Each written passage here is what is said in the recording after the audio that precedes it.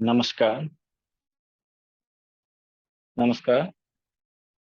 राजकीय औद्योगिक प्रशिक्षण संस्थान दातागंज बदायूं से मैं सचिन कुमार सिंह, अनुदेशक welder.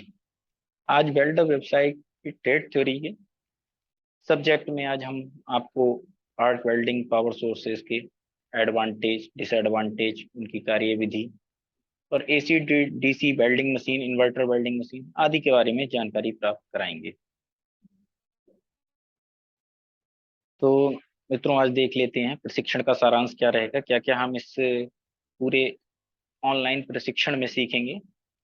Arc welding power sources के बारे में हम देखते हैं तो आर्क वेल्डिंग ट्रांसफार्मर आता है सबसे पहले। इसके कंस्ट्रक्शन फीचर्स के बारे में जानकारी प्राप्त करेंगे।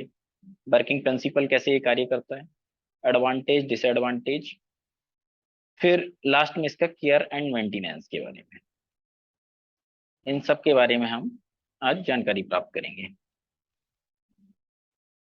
उसके बाद आ जाते हैं मोटर जनरेटर सेट। तो हमारा दूसरा जो पावर सोर्स है वो मोटर जनरेटर सेट होता है, जैसा कि आपको स्क्रीन पे विजिबल हो गया होगा। इसकी भी वर्किंग प्रिंसिपल, एडवांटेज, डिसएडवांटेज और इसकी भी केयर एंड मेंटेनेंस, इनके बारे में हम जानकारी प्राप्त करेंगे। उसके बाद रेक्टिफायर के बारे में हम पढ़ेंगे, जिसमें उसके वर्किंग प्रिंसिपल, एडवांटेज, डिसएडवांटेज और उसके भी मेंटेनेंस और उसकी केयर कैसे करेंगे, इसके बारे में जानकारी प्राप्त करेंगे। लास्ट में आती है इन्वर्टर टाइप वेल्डिंग मशीन, जो आजकल इंडस्ट्रीज में भी व्यवसाय में बहुत ज्यादा यूज करी जा रही है। इसके वर्किंग प्रिंसिपल, एडवांटेज, डिसएडवांटेज और केयर एंड मेंटेनेंस, इन सब के बारे में भी आज के प्रशिक्षण में हम बात करने जा रहे हैं। लास्ट में हम एसी और डीसी वेल्डिंग मशीन्स के एडवांटेज और डिसएडवांटेज के बारे में भी जानकारी देखेंगे कि दोनों में से कौन सा बेटर है और कहाँ कहाँ कौन कौन सा यूज करा जाता है। तो स्टार्ट करते हैं।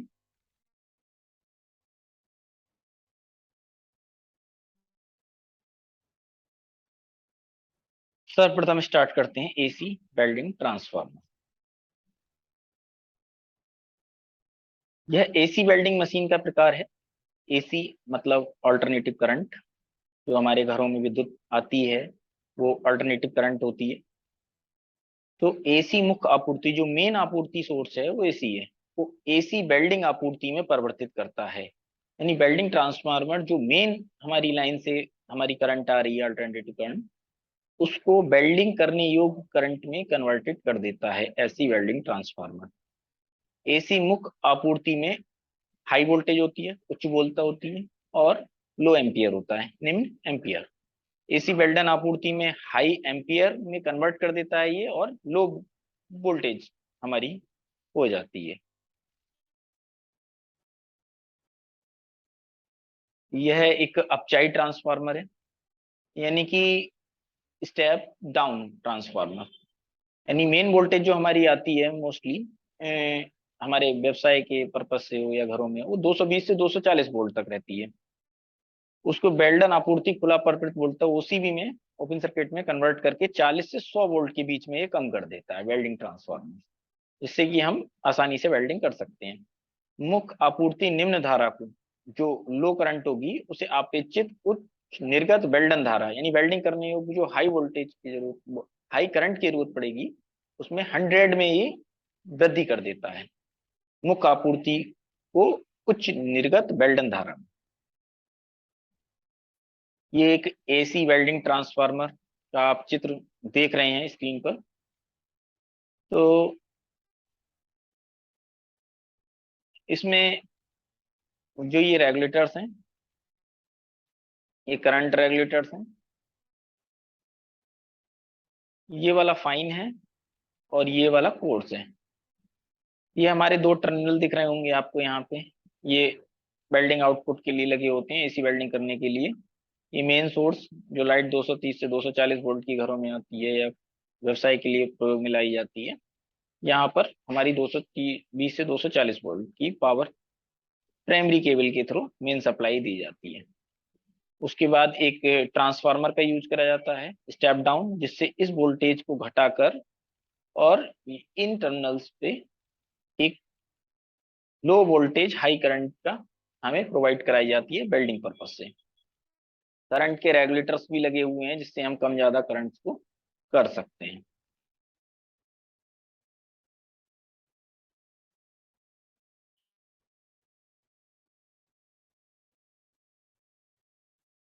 कंस्ट्रक्शन फीचर्स की बात करें अगर एसी वेल्डिंग ट्रांसफार्मर की, तो ये एक विशेष अलॉय पतली लोह चादर थपियों से बना लोह कोर होता है। पेरियाइडर कोर होता है, एक पतली पतली चादरों की कटी हुई पत्तियां होती हैं जो आपस में मिलके एक कोर बनाती हैं। तार की दो कुंडलियां होती हैं, मैं आपको डिनोट करके दिखा देता हूँ ये चीजें। तार की दो इस टाइप से,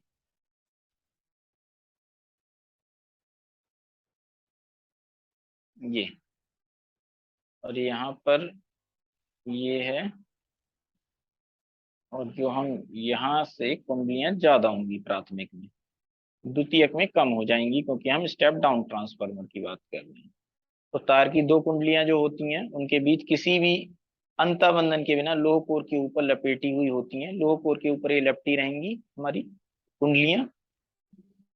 तो जो एक कुंडली होती है उसके प्राथमिक लपेटन कहते हैं, प्राइमरी, और पतले चालक की होती है तथा इसमें अधिक फेरे होते हैं। मैंने जैसा आपको भी चित्र ड्रॉ करके दिखाया, मुख्य ऊर्जा प्राप्त होती है इससे, मुख्य जो हमारी मेन लाइन होती है वहां से ऊर्जा से प्राप्त होती है। दूसरी कुंडली से द्वितीयक लपेटन कहते हैं, इसमें कि कम लपेटे होते हैं, मोटे चालक की होती है तथा इसमें कम फेरे होते हैं, जो कि बेल्डन के लिए ऊर्जा आपूर्तित करता है। यानी कि जो बेल्डिंग के लिए हम करंट लेंगे वो ये आपूर्ति करेगा। ये इलेक्ट्रॉन की जो इलेक्ट्रोड होते हैं उनके विभिन्न साइजों के लिए उपयुक्त बेल्डन के लिए एम्पियर समायोजित करने के लिए द्वितीयक निर्धर आपूर्ति से जुड़ा एक धारा नियामक होता है, यानी कि करंट रेगुलेटर। धारा नियामक करंट रेगुलेटर यानी हमें कितनी करंट रखनी है, अलग अलग इलेक्ट्रोड के साइज के लिए अलग अलग करंट पे हम वेल्डिंग करते हैं। जैसे 4 mm के लिए हम मोस्टली 100 ms प्लेट है अगर, तो 110 वोल्ट पे हम वेल्डिंग करेंगे। वेल्डन केवल निर्गत टर्मिनलों के साथ जुड़े होते हैं, एक इलेक्ट्रोड के लिए होता है तथा दूसरा जॉब या भू के लिए होता है, यानी अर्थिंग करते हैं। एक इलेक्ट्रोड रॉड लगाएंगे हम इलेक्ट्रोड होल्डर कनेक्ट करके, और दूसरे को हम कनेक्ट कर देंगे जॉब से या भू से कनेक्ट कर लेते हैं, इससे कि टर्मिनल कंप्लीट हो जाए। ये जो ट्रांसफार्मर होता है हमारा, वो हमारा वायु शीतित भी हो सकता है यानी एयर कूल्ड भी हो सकता है, और ऑयल कूल्ड भी हो सकते हैं।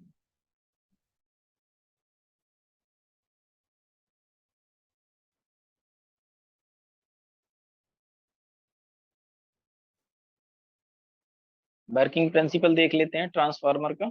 अभी कंस्ट्रक्शन फीचर्स देख रहे थे। एसी मुख्य आपूर्ति वोल्ट था, जो मेन लाइन होती है उसमें 220 से 240 वोल्ट की करंट आती है हमारी, प्राथमिक लपेटन से जुड़ी रहती है, यानी कि जो मैंने बताया था प्राइमरी कुंडलियां होती हैं जो उनसे जुड़ी रहती है। लो कोर में बल की चुंबकीय रेखाओं को उत्पन्न करती है। जब हमारा, मैं एक बार फिर ड्रॉ करके दिखा देता हूँ आपके लिए। ये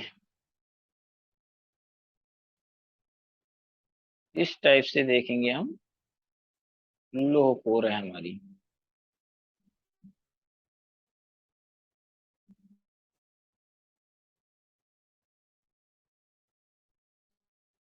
ये एक लो कोर है, इस पे यहाँ पर हमारी ये कुंडलियां लपेटी हुई हैं, और यहाँ पर ये लपेटी। तो ये प्राइमरी हो गई हमारी, और ये सेकेंडरी हो गई। तो जो प्राइमरी में है वो तो ये 220 वोल्ट आ रही है करंट हमारी यहाँ पर मेन आपूर्ति से। इसमें जो होती है हमारी, ये यहाँ पे हमारे चुंबकीय रेखाएं उत्पन्न हो जाती हैं। ये चुंबकीय रेखाओं की वजह से हमारा इससे इसमें द्वितीयक लपेटन को प्रभावित करती हैं। उसमें हाई एम्पियर करंट और लो वोल्टेज की हमें प्राप्त होती है सेकेंडरी पे, द्वितीयक पे। जो ये पूरी की पूरी प्रक्रिया है, संक्रिया है, इसको अन्योन्य प्रेरण का सिद्धांत कहते हैं। यानी कि मेन सोर्स से लाइट आई प्राथमिक कुंडली में, प्राथमिक कुंडली में क्या हुआ, चुंबकीय रेखाएं उत्पन्न हुई, चुंबकीय रेखाओं की उत्पन्न होने की वजह से एक विद्युत वाहक बल उत्पन्न हो जाता है, जिसकी वजह से सेकेंडरी जो हमारी द्वितीयक लपेटन है या सेकेंडरी क्वाइल्स हैं, उनके अंदर हाई करंट डेवलप हो जाता है और लो वोल्टेज, जो कि हमारे वेल्डिंग आपूर्ति को प्रेरित करती है, वेल्डिंग आपूर्ति के लिए उपयुक्त है।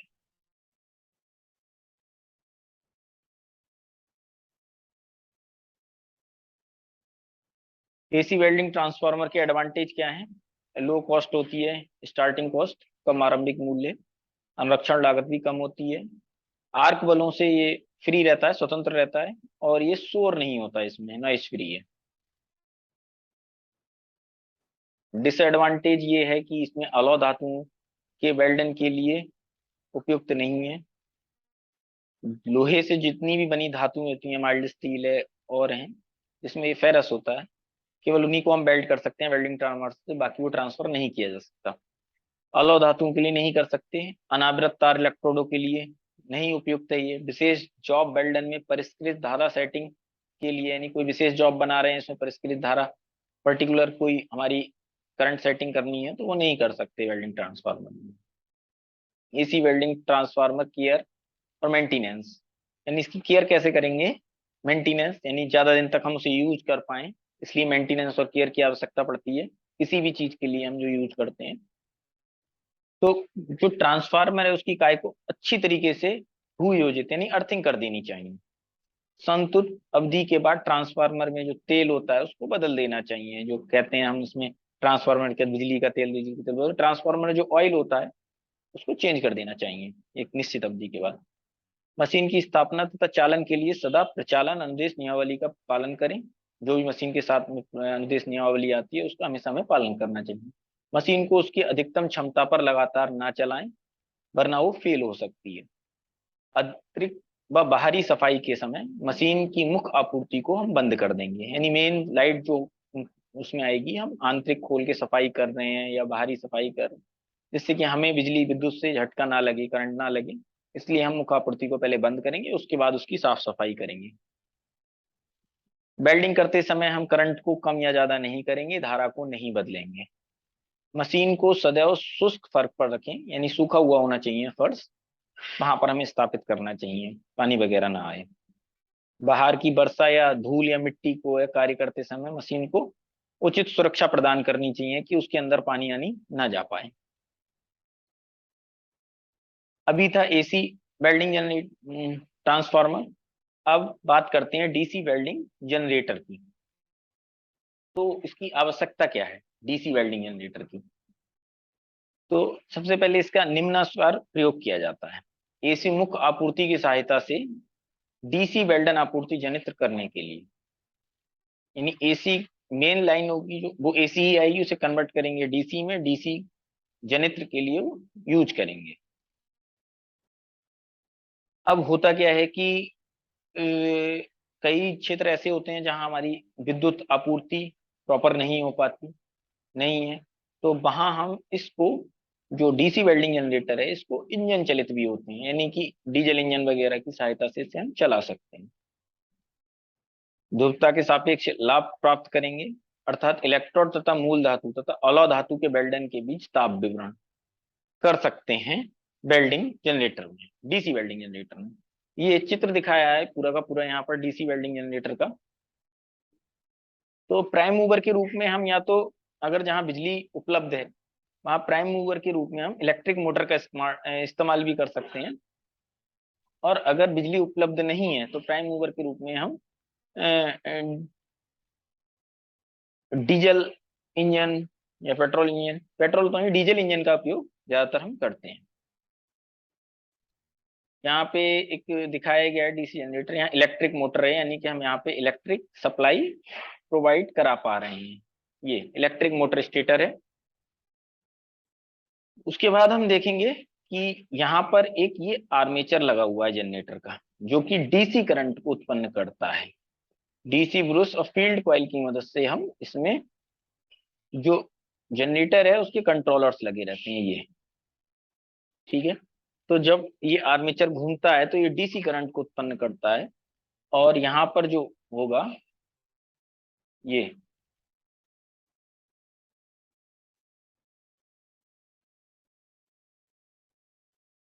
वेल्डिंग टर्मिनल्स होते हैं back of the control box, पीछे की साइड, जहां से हम कनेक्ट करते हैं इलेक्ट्रोड को और अर्थ क्लैंप को, जो कि हम वेल्डिंग के लिए उपयोग में लाया जाता है। इसमें एक कूलिंग फैन भी लगा रहता है डीसी जनरेटर को ठंडा करने के लिए, और जो बीच वाला पार्ट है इसको वेल्डिंग जनरेटर बोलते हैं पूरा का पूरा।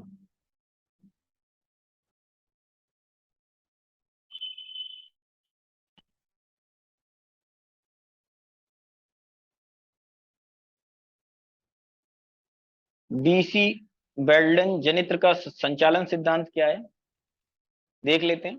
आर्मेचर को मुख्य ध्रुवों के बीच प्राइम मूवर की सहायता, यानी प्राइम मूवर है कि आर्मेचर को हमारे घुमाएगा कौन, जहाँ लाइट अवेलेबल है वहां पर हम क्या करते हैं, सीधा सीधा एक मोटर लगा देते हैं, मोटर की सहायता से आर्मेचर को घुमाया जाता है, जो कि डीसी विद्युत को उत्पन्न करता है।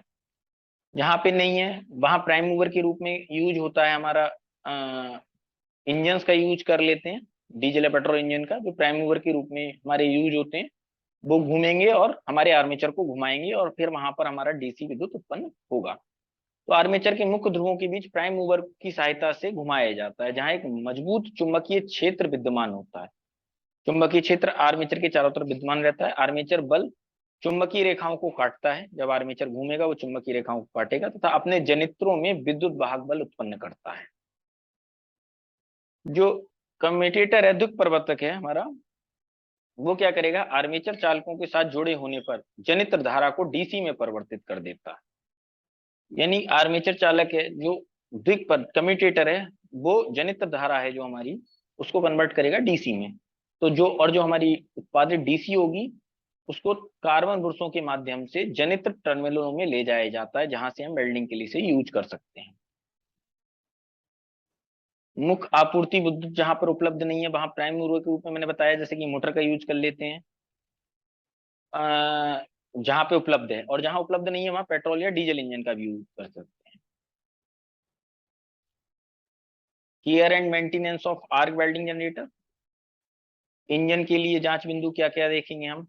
अम, तो जो डीसी वेल्डिंग जनरेटर्स हैं हमारे, आर्क वेल्डिंग जनरेटर, इसमें रेडिएटर में ठंडा रखना होता है इसको पूरे हम जनरेटर को, तो उसके रेडिएटर होता है, उसमें जल स्तर तथा इंजन में तेल के स्तर की जांच प्रतिदिन करें। हीट करके आपका कॉइलिंग जल सकती है, इस वजह से इसमें कूलिंग प्रदान करना आवश्यक है। तो हम डेली रेडिएटर के जल स्तर को और इंजन में तेल के स्तर को जांचते रहें। 250 घंटे चलने के बाद इंजन को तेल को बदल दें। सप्ताह में एक बार पंखा के बियरिंग को स्नेहित करें, उसमें लुब्रिकेशन डालें। पंखा पट्टों को उचित कसाव के लिए प्रतिदिन जांचें, यानी कि जो हमारी बेल्ट्स होती हैं उनके देखें ढीली तो नहीं पड़ी हैं, तो वो कसाव रहे उसमें। पेट्रोल या डीजल पाइप यूनियन क्षरण की जांच प्रतिदिन करें। अगर हम प्राइम मूवर के रूप में पेट्रोल और डीजल इंजन का यूज कर रहे हैं, तो इनके जो पेट्रोल या डीजल है उसके पाइप्स वगैरह हैं, उनकी यूनियन है, उनके क्षरण की जांच प्रतिदिन कर लेनी चाहिए हमें, जिससे कि इसकी लाइफ बढ़ती है।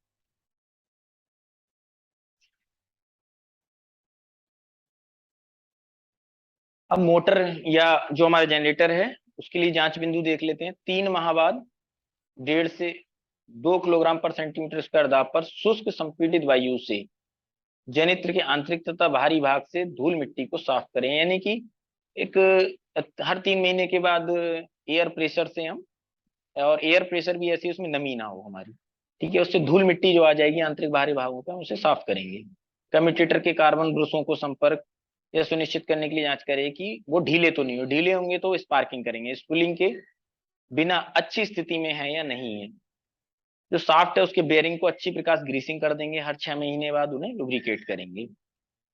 सभी जितने भी घूमने वाले घूर्णी पुर्जे हैं उनकी रक्षा करने के लिए ढक्कनों से उन्हें ढक के रखेंगे। जहां से वायु निकलने की जगह है या हमारा पंखा चल रहा है ठंडा करने के लिए, वहां से उनको नहीं ढकना है, वहां से प्रॉपर वेंटिलेशन हो, हमारा निकलती रहे हवा। जब हम आर्क क्रिएट करेंगे उसके दौरान ध्रुवता स्विच प्रचालित ना करें। शीतक पंखा है जो कूलिंग फैन है उचित ढंग से चालन सुनिश्चित करें, वो चलता रहे।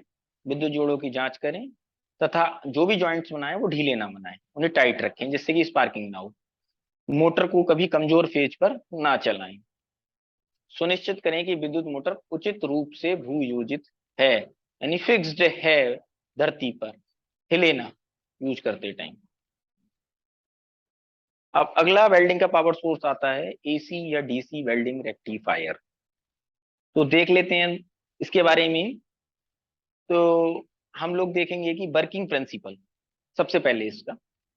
तो वर्किंग प्रिंसिपल में क्या है कि अपचाई ट्रांसफार्मर का निर्गम दिष्टकारी यूनिट के साथ जुड़ा होता है।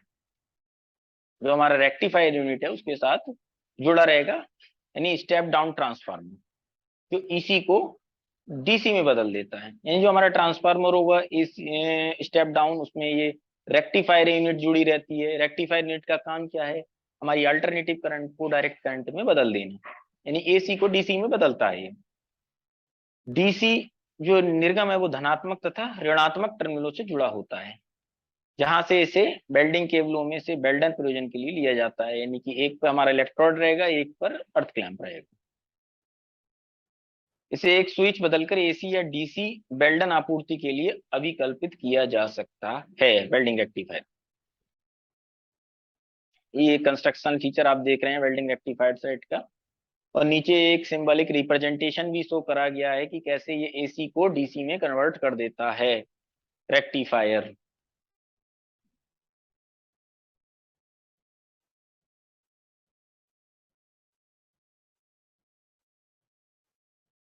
अब देखते हैं केयर या मेंटेनेंस कैसे करेंगे रेक्टिफायर वेल्डिंग सेट की। जितने भी संबंध बनाएंगे, जितने भी जॉइंट्स बनाएंगे उन्हें कस कर रखें। 3 माह में एक बार उसके पंखे को स्नेह जरूर करें। वेल्डिंग आर्क ऑन हो तो धारा को समायोजन तथा एसी डीसी स्विच का प्रचालन ना करें, धारा कम ज्यादा ना करें या एसी डीसी स्विच का ऑन ऑफ ना करें। दृष्टिकारी प्लेटों को साफ रखें। रेक्टिफायर जो है उसकी प्लेटों को, पंखे के बिना मशीन को कभी ना चलाएं, हीट होगी तो ये मशीन खराब होने का डर है। इसके बाद अगला पावर सोर्स आता है हमारा इन्वर्टर वेल्डिंग मशीन। तो सबसे पहले दोस्तों इसका कार्य सिद्धांत समझते हैं। मेन वोल्टेज को डीसी में परिवर्तित करता है। मेन वोल्टेज एसी होती है हमारी, उसको पहले डीसी में कन्वर्ट करेगा। इन्वर्टर डीसी को उच्च आवृत्ति को एसी में बदलता है, यानी एक पहले रेक्टिफायर की मदद से उसको डीसी में कन्वर्ट करेंगे, फिर जो कन्वर्टेड डीसी है उसे हाई फ्रीक्वेंसी एसी में बदलता है इन्वर्टर। इन्वर्टर का कार्य यही होता है डीसी को एसी में बदलना। तो हम कहेंगे एसी आ रही है फिर उसको एसी में ही क्यों बदल रहे हैं। तो हमारी जो एसी करंट जो होती है, जो सप्लाई आती है मेन सोर्स की, उसमें 50 हर्ट्ज फ्रीक्वेंसी होती है। हम इसको अगर फ्रीक्वेंसी को बढ़ाना चाह रहे हैं तो इन्वर्टर वेल्डिंग मशीन की सहायता से इसे बढ़ाकर हम वेल्डिंग में उपयोग में लाया जाता है उसको। तो पहले रेक्टिफायर की मदद से एसी मेन वोल्टेज को हम डीसी में कन्वर्ट कर लेंगे, फिर डीसी को इन्वर्टर की मदद से हाई वोल्टेज एसी में बदला जाता, हाई फ्रिक्वेंसी एसी में बदला जाता है। ट्रांसफार्मर उच्च आवृत्ति एसी को, जो हाई फ्रिक्वेंसी एसी है, उसको उपयुक्त एसी करंट में परिवर्तित करता है। उसके बाद बहुत सारे फिल्टर्स होंगे जो डीसी धारा में बाधित आवृत्ति, जो फ्रिक्वेंसी बाधित होगी उसको, उर्मिका को हटाते हैं। जो आवृत्ति है उसको हटा देंगे। यहाँ फिल्टर ही होता है जो बाहरी उच्च बाधित आवृत्ति के विरुद्ध सुरक्षा करता है। संपूर्ण विधि एक कंट्रोल परपथ, एक कंट्रोल सर्किट है, उसके द्वारा नियंत्रित की जाती है, जो मशीन के आदर्श स्थितिक और गतिक विशेषताओं को प्रदर्शित करता है। डीसी वोल्टेज वेल्डिंग के लिए उपयुक्त होता है। ये कंट्रोल पैनल जो मैंने अभी बताया एक करता है कवर, उसका कंट्रोल सर्किट है। देख लेते हैं इसे एक बार जल्दी जल्दी से कि कैसे क्या इसमें होगा। ये एसी मेन सोर्स है हमारा, यहाँ से आया प्राइमरी रेक्टिफायर में जाके, रेक्टिफायर का मैंने अभी काम बताया, एसी को डीसी में कन्वर्ट करना, डीसी कन्वर्ट कर दिया। अब जो बाधित आवृत्ति है उन्हें ये फिल्टर फिल्टर करके डीसी को यहाँ से पास करा के इन्वर्टर यूनिट में भेजेगा। इन्वर्टर यूनिट से स्क्वायर वेव्स में कन्वर्ट करके यहाँ पे, यानी ये एसी में कन्वर्ट हो गई डीसी इन्वर्टर की वजह से, और इसको मेन ट्रांसफार्मर में भेज देगा। मेन ट्रांसफार्मर क्या करेगा, इसको जो हमारी एसी वेल्डिंग के लिए उपयुक्त है उतनी फ्रिक्वेंसी पे से कन्वर्ट कर देगा। उसके बाद इसे फिर से रेक्टिफायर में भेजने के बाद सेकेंड रेक्टिफायर भेजने का, तो फिर से डीसी में कन्वर्ट करेंगे, फिर जो बाधित आवृत्ति है उसे हटा देंगे और उसको फिर से जो होगी हमारी डीसी, उसको ले जाके हम इन्वर्टर यूनिट में दे देंगे। तो यहां से जो हमें डीसी प्राप्त होती है एट लास्ट कंट्रोल सर्किट को दे देंगे। कंट्रोल सर्किट जो भी होगा फिर से उसे इन्वर्टर यूनिट में भेजेगा, अगर जरूरत नहीं है तो हम उसको यूज कर लेते हैं।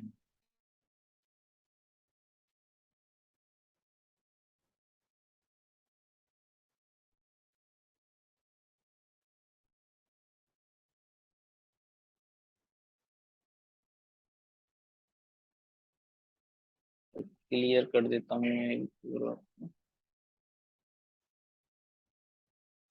ये प्राइमरी रेक्टिफायर ने फिल्टर से होती हुई इन्वर्टर यूनिट में गई, एसी से डीसी में कन्वर्ट कर दिया, फिर स्क्वायर वेव एसी मिल गई हमें, उन्हें मेन ट्रांसफार्मर ने जो एसी हमारी होती है वो 440 वोल्ट की होती है, लो करंट होती है, उसको 440 वोल्ट को 50 वोल्ट की हाई करंट में कन्वर्ट कर देता है। उसके बाद जो हम सेकंड रेक्टिफायर है उससे एसी को फिर से डीसी में कन्वर्ट करते हैं, फिल्टर लगा के जो आवृत्ति बाधित होती है उन्हें हटा के हम मेन डीसी प्राप्त करते हैं 50 वोल्ट की। तो जो ओसीबी होती है हमारी, वो ओपन सर्किट वोल्टेज हमें 300 एम्पियर 50 वोल्ट की हमें मिल जाती है, जो वेल्डिंग के लिए उपयुक्त है। इन्वर्टर वेल्डिंग मशीन का लाभ क्या है? छोटी होती है बहुत ज्यादा और भार में कम होती है, कहीं भी उठा के इसे इजीली ले जाया जा सकता है, सेट करने में बहुत ज्यादा आसान है, सेटिंग भी बहुत ज्यादा सूक्ष्म होती है। हानियां होती है, ये थोड़ी सी कॉस्टली पड़ती है, कीमती है, खराब हो जाएगी तो कंट्रोल पैनल से पूरी कंट्रोल हो रही है ऐसा आपने देखा तो रिपेयर करना थोड़ा सा कठिन होता है। हाई वोल्टेज जो हाई करंट उच्च धारा के प्रति संवेदनशील होती है, ज्यादा हाई करंट होगी तो ये संवेदनशील है, कट मार जाती है, बंद हो जाएगी बहुत ज्यादा हाई करंट पे हम यूज करेंगे इसे। एडवांटेज क्या है एसी वेल्डिंग मशीन के और डीसी वेल्डिंग मशीन में अंतर और एडवांटेज समझ लेते हैं एक बार से। हमने अभी पावर सोर्स पढ़ लिए हैं, शुरू में हमने AC welding machine AC welding transformer के बारे में पढ़ा, फिर डीसी जनरेटर के बारे में पढ़ा, उसके बाद रेक्टिफायर देखा, वेल्डिंग रेक्टिफायर, उसके बाद हमने इन्वर्टर वेल्डिंग मशीन देखी, और अब एडवांटेज देखते हैं एसी वेल्डिंग मशीन की क्या क्या होती है। सरल तथा सहज रचना के कारण आरंभिक लागत कम होती है एसी वेल्डिंग मशीन की। कम पावर खपत के कारण प्रचालन लागत कम होती है, बिजली जब कम खर्च करेगा तो कॉस्ट भी कम आएगी हमारी इसकी चलाने की। एसी के कारण वेल्डन के दौरान आर्क आर्क विचलन का कोई प्रभाव नहीं होता है, आर्क फ्लो नहीं होगी। घूर्णी जो घूमने वाले पुर्जों में उनका अभाव में अनुरक्षण लागत कम हो जाती है, जब घूमने वाले पुर्जे नहीं होंगे तो चेंजेस भी नहीं करने पड़ेंगे हमें। उच्चतर कार्यकर दक्षता होती है, हाई एफिशिएंसी के साथ ये कार्य करती है, और रवहीन प्रचालन होता है, यानी कि कहीं भी कोई भी शोर शराबा नहीं, इजीली कार्य करती है।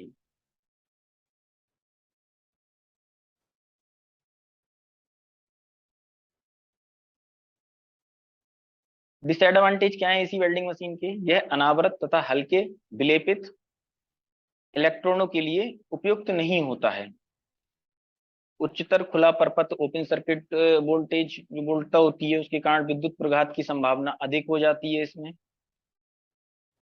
पतली गेज सीटों जैसे ढलवा ढलवा लोहा है, अलौला धातुओं के लिए वेल्डिंग कठिन होती है कुछ स्थितियों में। इसका प्रयोग वहां हो सकता है जहाँ विद्युत मुक्त आपूर्ति उपलब्ध हो, यानी कि जहां लाइट उपलब्ध है वहीं पे हम इसका यूज कर सकते हैं, बाकी जगह यूज नहीं करा सकते, ये डिसएडवांटेज है इसका एलडीसी वेल्डिंग मशीन का।